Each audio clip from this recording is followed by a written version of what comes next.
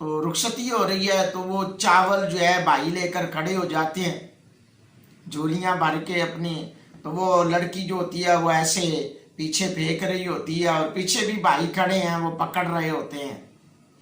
تو بھائی یہ اسلام میں نہیں ہے. نمبر ایک تو یہ رزق کا ضیاع ہے. اور پوچھا جائے تو یہ کیا کہ جد جی اب اپنا رزق چھوڑ کے جا رہی ہے، اب ختم کر کے جا رہی ہے، جو اس نے کھایا پیا وہ جہاں پہ اب چھوڑ کے جا رہی ہے بس. ارے بھائی وہ دوسرے دن آ بھی تو جائے گی. پر کیوں ایسا کرنے؟ اسلام میں ایسا نہیں ہے. یہ جو ایسے یہ تو ہندوانہ رسمیں ہیں، ہمارے اسلام میں ایسی نہیں ہے.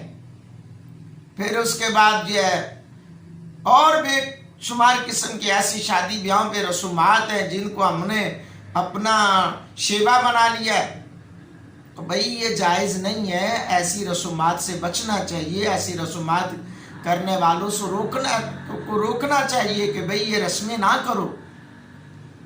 آپ کلمہ پڑھنے والے ہیں، مسلمان ہیں، ہماری اعمال تو ہمارے سامنے، ہم کرتے کیا ہیں؟ اور یہ ساتھ ہی ہم سکھوں اور ہندوؤں والی رسمیں، یہ ڈرامے دیکھ دیکھ کرنا ہمارا معاشرہ یہ بگڑتا ہوا نظر آ رہا ہے. لہذا اس چیز کا بھی کوئی بھی اسلام میں تعلق نہیں ہے.